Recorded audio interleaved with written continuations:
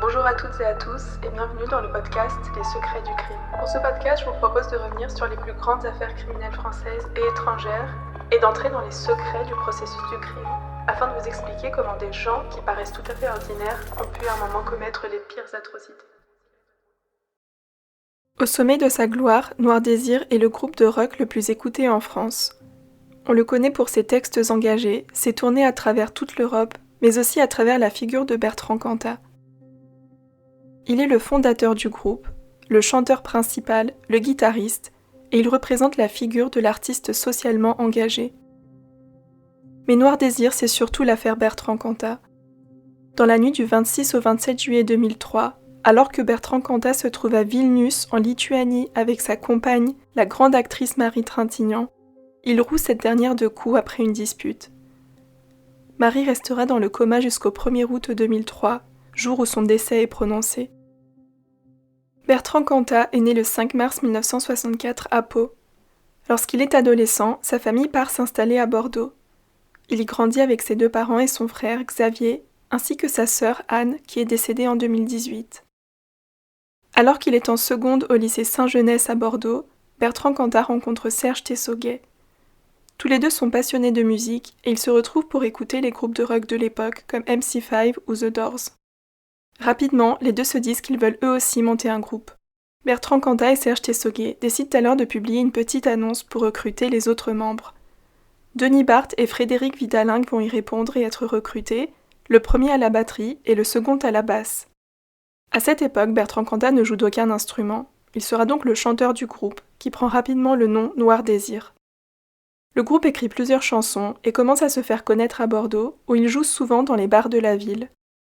Ils sortent leur première maquette en 1986 et ils entrent en contact avec la maison de disques Barclay, qui signe le groupe pour un contrat d'1 an. Le premier album du groupe sort en 1987 et se vend à 5000 exemplaires en l'espace de 2 mois. Noir Désir commence à se faire un nom sur la scène du rock français et ils partent en tournée, notamment au prestigieux Rex Club à Paris. En 1989, c'est la grande percée. L'album Veuillez rendre l'âme à qui elle appartient les fait connaître du grand public, notamment grâce au single Au sombrero de la mer, qui est très bien accueilli et entre au top 50 français. Dès cette période, Noir Désir veut s'inscrire dans une opposition au chemin normalement tout tracé. Ils refusent de faire la promotion de l'album et ne se rendent pas sur les plateaux télé qui les invitent. Au lieu de ça, ils se lancent dans une tournée en France, mais aussi à l'étranger. Ils se produisent en concert en URSS, au Canada et en Tchécoslovaquie. Et l'engagement continue sur scène. Le groupe, surtout à travers son leader Bertrand Cantat, prend position contre la mondialisation effrénée, le capitalisme ou encore la montée du fascisme en Europe. Leur troisième album, Du ciment sous les plaines, les emmène en tournée à travers le monde entier, avec des dates au Japon, en Russie et à travers toute la France. La tournée se termine de façon éprouvante.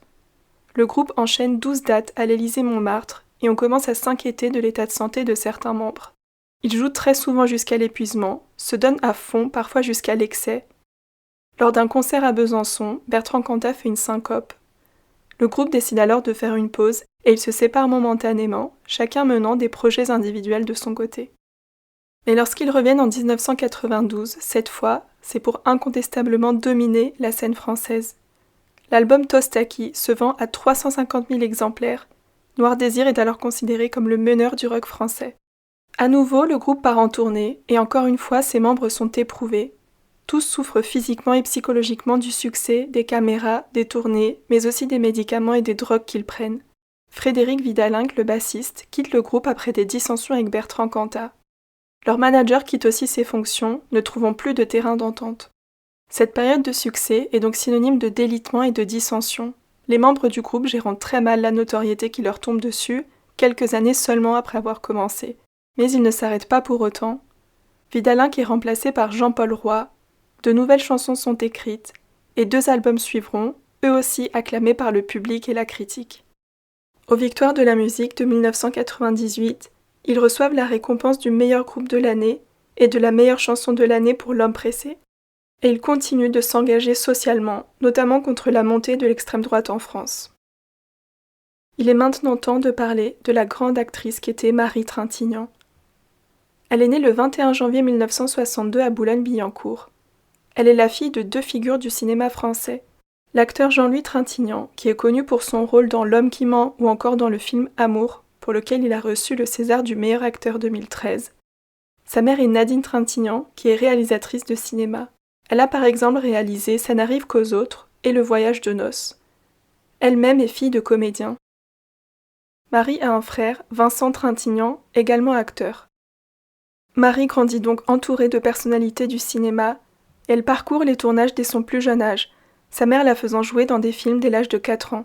Mais c'est surtout à l'âge de 16 ans qu'elle se fait connaître, pour son rôle dans le film Série Noire, qui est très acclamé et est considéré comme un film culte du genre policier. Au fil des tournages, elle côtoie les plus grands acteurs de l'époque, Claude Chabrol, Jacques Doyon ou encore Alain Corneau qui est son beau-père. Sa carrière lui a valu 5 nominations au César du cinéma. Marie est décrite comme une femme lumineuse, simple et toujours souriante. Elle est à l'aise sur les plateaux de tournage et elle excelle aussi au théâtre.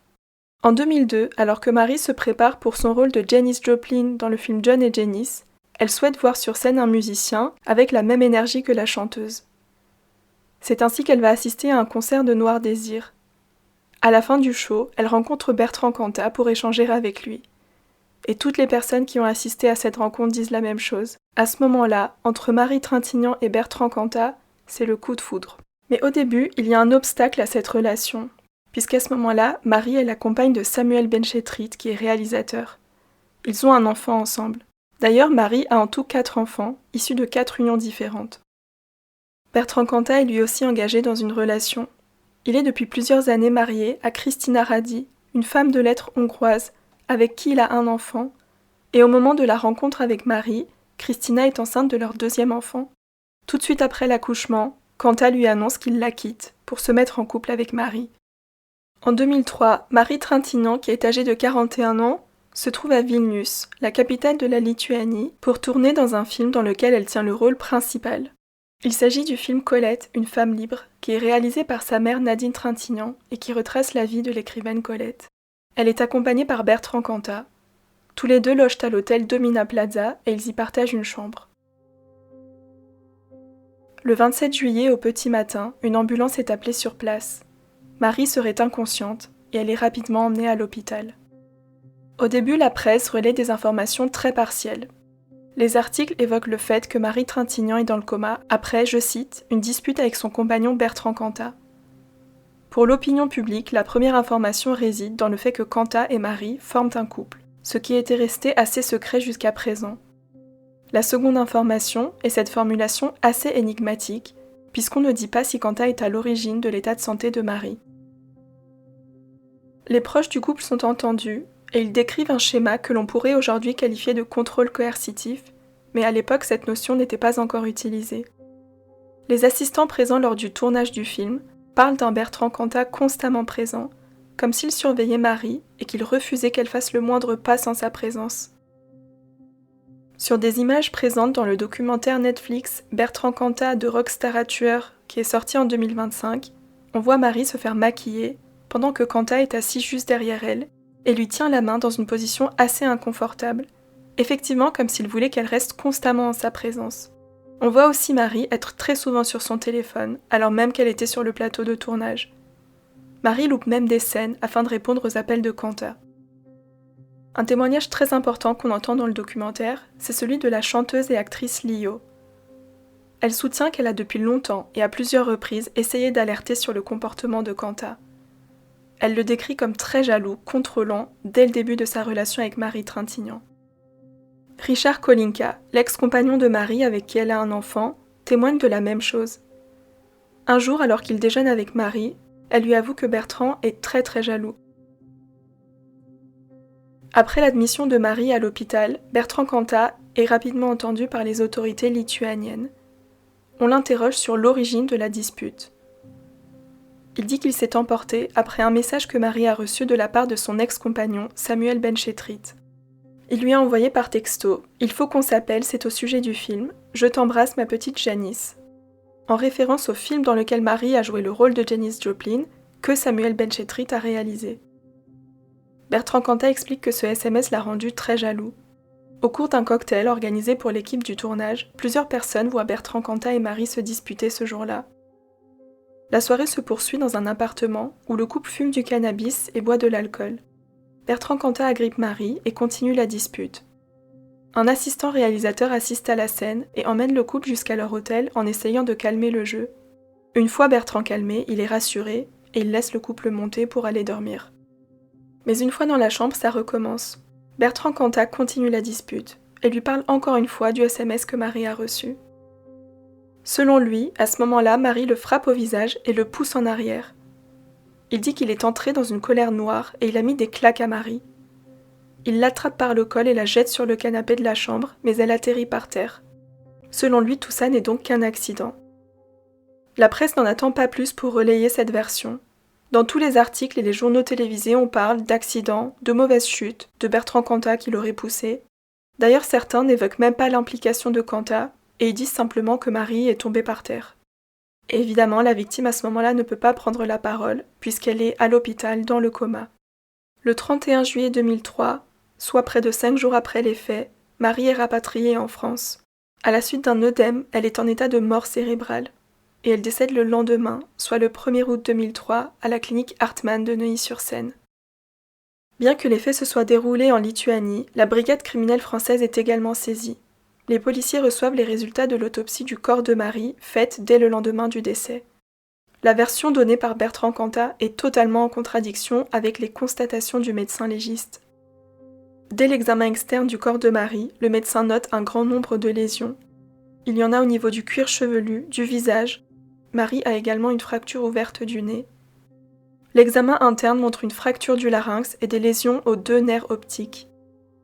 L'analyse du crâne montre que les coups ont été extrêmes. En conclusion, c'est totalement impossible que Marie soit morte après une seule gifle ou après une chute accidentelle. Le médecin constate un enchaînement d'au moins 19 coups violents qui se sont répétés pendant plusieurs minutes. Et il compare l'état du corps de Marie à celui d'un motard après un accident à plus de 100 km/h. Du côté de la justice, les poursuites ont lieu dans les 2 pays, en Lituanie, où les faits se sont passés, et en France, puisque la famille de Marie Trintignant a déposé une plainte auprès du parquet français. Après le rapport d'autopsie, la justice lituanienne décide de poursuivre Bertrand Cantat pour meurtre. Du côté français, la juge d'instruction Nathalie Turquet est saisie. Elle se rend en Lituanie, où une 2e audition de Bertrand Cantat a lieu. Ce sont donc les autorités lituaniennes et françaises qui l'interrogent conjointement. Après l'autopsie, on sait que la première fois, il a menti sur le déroulé des faits et sur ce qu'il a fait subir à Marie. Lors de cette 2e audition, il parle de grosses baffes, par contre il dit bien qu'il n'a pas porté de coups de poing. Il répète que lui et Marie se sont battus, donc les coups venaient des 2 côtés. Pour lui, en réalité, il n'a fait que se défendre. Il pleure beaucoup et à la fin de son audition, admet que Marie est morte à cause de lui. Et là, de façon assez surprenante, la presse française est prise de pitié pour Cantat. Elle évoque ses larmes, son émotion, elle parle d'une confession poignante.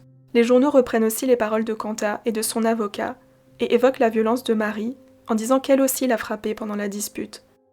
Ils oublient par contre de mentionner le fait que Marie faisait 1m65 et 60 kg, Cantat lui fait 1m90. Par ailleurs, Marie est décédée à cause des coups qui lui ont été portés, tandis que Cantat ne présente pas une seule égratignure sur le corps. L'audition de Cantat permet aussi d'apprendre autre chose. Après tous les coups qu'il lui a portés, au lieu d'appeler les secours, il décide de porter son corps jusqu'à son lit et de la coucher. À ce moment-là, il est environ 1h du matin. Cantat passe alors plusieurs coups de fil. D'abord à Samuel Benchetrit, puis à Vincent Trintignant, le frère de Marie, qui arrive à l'hôtel aux alentours de 4h du matin. En voyant Marie allongée sur le lit, il pense qu'elle dort. Et c'est seulement vers 7h, en remarquant un écoulement de sang depuis sa bouche, qu'il décide d'appeler un médecin. Cantat a donc laissé plusieurs heures s'écouler entre les coups portés à Marie et l'appel au médecin. À l'issue de l'enquête, l'État lituanien refuse d'extrader Cantat. Son procès s'ouvre donc à Vilnius le 16 mars 2004. Il bénéficie du soutien de ses 2 parents, de tous les membres du groupe Noir Désir, mais aussi de sa femme Christina Radi. Elle n'hésite pas à prendre la parole pour le défendre et dire qu'elle ne croit pas que Cantat soit un homme violent. Elle le croit sur sa version, et elle dit aussi qu'il s'agissait d'un accident. Les membres du groupe disent la même chose. Cantat n'est pas violent, et ils ne l'ont jamais vu être agressif envers une compagne. Plus tard, on remettra en question ces déclarations. En réalité, Christina Radi aurait demandé à tous les proches de Cantat de mentir, alors qu'ils avaient connaissance des violences qu'il faisait subir à Christina depuis des années. Elle-même aurait menti pour le défendre. Des proches de Christina disent que cette dernière leur avait confié, bien avant le meurtre de Marie Trintignant, qu'elle était victime de violences de la part de Bertrand Cantat. Dans le documentaire Netflix, Lio confirme que les musiciens de Noir Désir ont menti pour sauver Cantat, mais aussi pour sauver le groupe. À l'issue du procès, alors qu'il risquait une peine d'emprisonnement de 15 ans, il est condamné à 8 ans pour une qualification du droit pénal lituanien qui, en droit français, correspondrait aux violences ayant entraîné la mort sans intention de la donner. Peu de temps après sa condamnation, il est transféré à la prison de Muret pour effectuer sa peine en France. Et en octobre 2007, soit 4 ans après son emprisonnement et 3 ans après sa condamnation, il bénéficie d'une libération conditionnelle. Elle lui a été accordée par le juge d'application des peines français. Mais les drames autour de Cantat ne s'arrêtent pas là. Le 10 janvier 2010, Christina Radi, qui s'est remise en ménage avec Cantat après sa libération, se suicide par pendaison à leur domicile, alors même que Cantat est présent dans la maison. Elle avait 41 ans. L'autopsie du corps confirme qu'il s'agit bien d'un suicide, même si évidemment à ce moment-là des doutes pesaient sur une éventuelle implication de Cantat, mais il n'a jamais été poursuivi pour ces faits. Elle laisse une lettre d'adieu qui n'a pas été rendue publique. Certains passages ont toutefois été relayés par la presse. Après le suicide de Christina, ses parents vont témoigner et faire part d'un message vocal qu'elle leur avait laissé, dans lequel elle disait qu'elle n'allait pas bien, que Bertrand la frappait et qu'il jetait des objets sur elle pendant les disputes.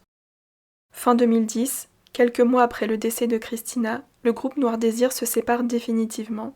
Mais Bertrand Cantat continue la musique et écrit des chansons. Des journaux lui demandent aussi des interviews. Il dit à un journaliste que c'est abject qu'il soit devenu le visage de la violence contre les femmes, comme si pendant toutes ces années, il n'avait strictement jamais pris conscience de ce qu'il avait fait.